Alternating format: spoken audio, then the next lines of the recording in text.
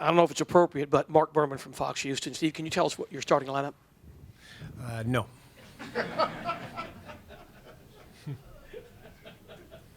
Tim Calcom of The Athletic.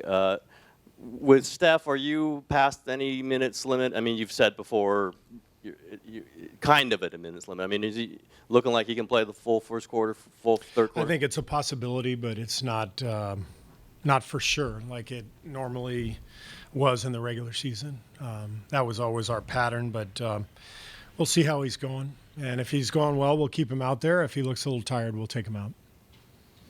Steve Bryant with Houston Chronicle. Last summer, Andre considered maybe joining the Rockets, and players always talk to other teams.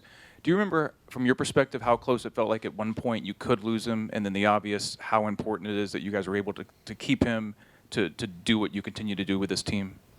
Well, it never seemed like it was a serious deal because we knew the restrictions on what Houston could offer him, and we were offering him twice as much. So that usually does the trick.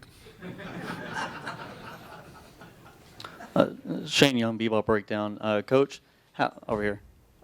Coach, how exciting is this series in terms of what the league is moving towards, switchability, three-point shooting, pace? How exciting is this series between these two teams? Well, it's exciting for basketball fans. It's exciting for us, those of us participating in it or coaching in it. It's great. It's exciting. They have a great team, and it's a sign of what's coming. You see the same thing in Boston and Cleveland. A lot of 6'7" guys who can switch and guard multiple spots and shoot, and it's definitely the future of the league.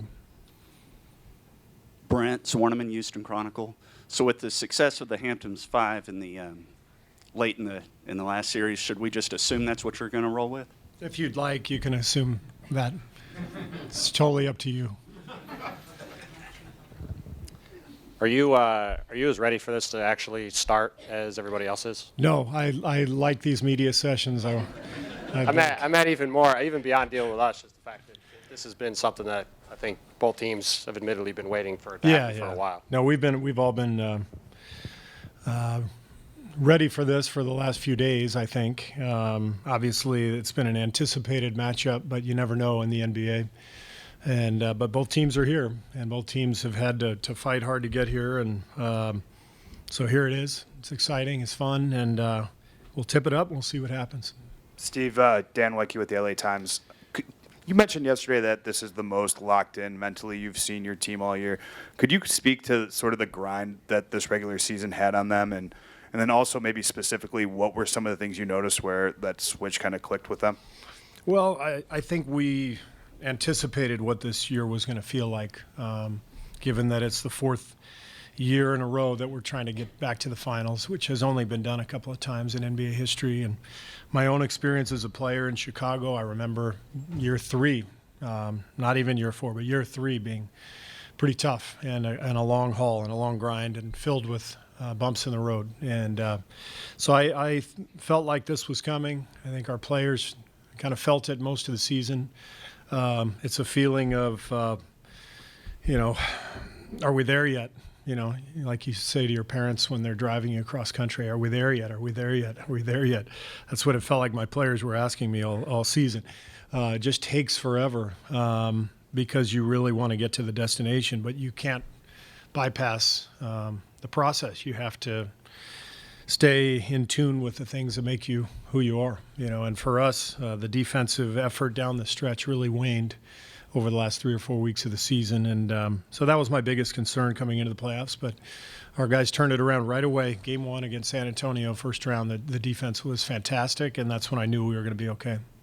Melissa Roland-Berry, News Group. Steve, even as a coach before big games like this, do you get any sort of butterflies or that excited, anticipatory feel? Always. That's the beauty of competition. You get to be almost 53, and you don't get butterflies for that many things anymore.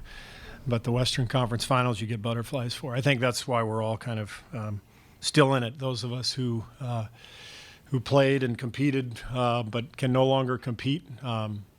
It's one of the reasons we coach, to get this feeling. It's a great feeling. It's nervous energy, but you're living your life, and with a group of people, you're trying to accomplish something great, and it's exciting and it's fun. And the great thing about sports, somebody wins, somebody loses, and nobody dies. You go play and you compete and you have fun, and it's a great way to test yourself. But more than anything, it's exciting and it's fun, and we're incredibly blessed to be here playing this game on this stage.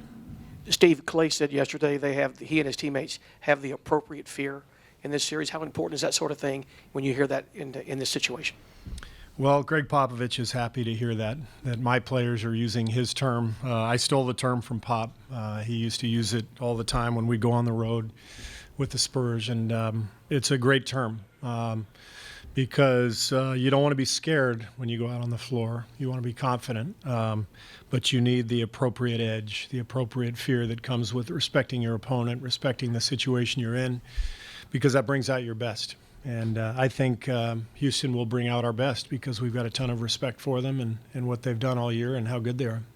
Steve, Connor Letourneau, San Francisco Chronicle. Mike D'Antoni said earlier that he thinks Houston is the underdog in this series. Vegas actually has you guys as the underdog, at least for this game. How do you view that, and what do you think you guys are? I'm taking the Warriors plus the 1.5.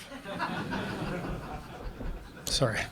I read that whole story about gambling this morning, and so I guess now I'm allowed to announce my picks for the week. Stay away from Boston tomorrow. You got to be careful on those game twos. Oh wait, sorry. Adam Silver on line 2. I'm about to get fined. All right, let's start over.